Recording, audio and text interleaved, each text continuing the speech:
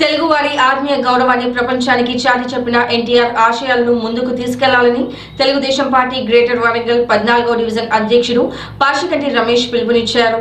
NT Ramarao 29వ వర్ధంతి సందర్భంగా 14వ division NTR నగర్లోని ఎన్టీఆర్ విగ్రహానికి పాషికంటి రమేష్ తో పాటు టీడీపీ నాయకులు, గ్రామ ప్రజలు, నాయకులు పూలమాలలు వేసి నివాళులు అర్పించి అరటి పండ్లు పంపిణీ చేశారు. ఈ సందర్భంగా వారు మాట్లాడారు.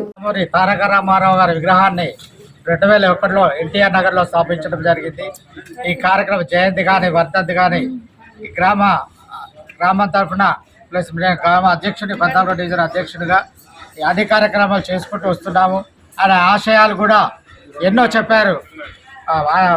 2 రూపాయలకు కిలో బియ్యం అనే ప్లస్ మళ్ళా అసలు ఓటు హక్కు ఎలా వినియోగించుకోవాలి, ఓటర్ ఎలా బయటికి రావాలి, మనకున్న సమస్యలను ఏ విధంగా తీర్చుకోవాలనే మాట హక్కును, అంటే ప్రతి ఒక్క ఎలాంటి మాట రాని మనుషులు కూడా మా ఓటు హక్కు, మాకు ఈ ఊరికి ఇది కావాలి అది కావాలి ధైర్యంగా మాట్లాడే ఒక ప్రస్తావనను తీసుకొచ్చి రామారావు గారు ప్రతి ఒక్కరు కూడా పేదల విషయంలో ముందుండి ప్రతి ఒక్క కార్యక్రమాన్ని చేయడానికి ధైర్య సాహసాలతో ముందుకొచ్చి అడిగే విధంగా రామారావు గారు ఈ పార్టీని ఏర్పాటు చేశారు. అదేవిధంగా ఓటు హక్కుని వినియోగించుకోవడం కూడా ఓటర్ ధైర్యంగా బయటకు వచ్చేసి మాట్లాడడానికి ముందుకొచ్చారు.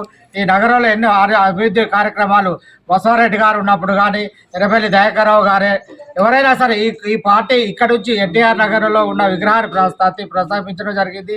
తెలుగుదేశం పార్టీ నిర్మించిన తర్వాత ఎంతోమంది పెద్ద పెద్ద మినిస్టర్స్ కానీ ఎమ్మెల్యే హోదాలో ఉన్నారంటే కూడా రామారావు యొక్క భిక్షతోటి ఈరోజు రాజకీయంగా ఎదుగుదలగా ఉన్నారు. కాంగ్రెస్లో కానీ బీఆర్ఎస్లో ఉన్న పార్టీ వాళ్ళు కూడా అంతా కూడా ఇక్కడ ఓనమాలు తీర్చుకొని ఇవాళ పదవులు అధిరోహిస్తున్నారు.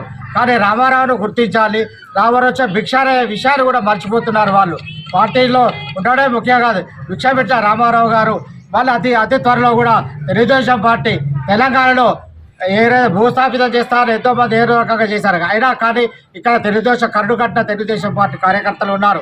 నేను డివిజన్ 14వ డివిజన్ అధ్యక్షుడిగా ఉంటున్నాను. ఏ పార్టీ ఏ ఆశయాలు కాదు, వారు పార్టీ యొక్క అభిమానంతో మేము ఈరోజు ఏదో ఆశించి పనిచేయడం సొంత ఖర్చులతో రామారావు కార్యక్రమాలు మేము చేసుకుంటూ వస్తున్నాము. ఈరోజు అధిరోహించిన వాళ్ళు పార్టీ ఏ కార్యక్రమం ఉన్నా మాకు సంబంధం లేదు. కానీ రామారావుని మర్చిపోవద్దు. కనీసం ప్రస్తావన రామారావు వర్ధంతి వచ్చింది, పార్టీలో అతీతంగా వచ్చి ఇక్కడ కార్యక్రమాలు చేద్దామని ఒక ఆలోచన కూడా లేకుండా పోయింది వాళ్ళకు. అయినా కానీ మనకు అవసరం లేదు. ఎవరే పార్టీలు ఉన్నా కానీ రామారావు యొక్క భిక్షాన్ని వాళ్ళ అంతరాత్మ ఎప్పుడు చెప్తూ ఉంటుంది.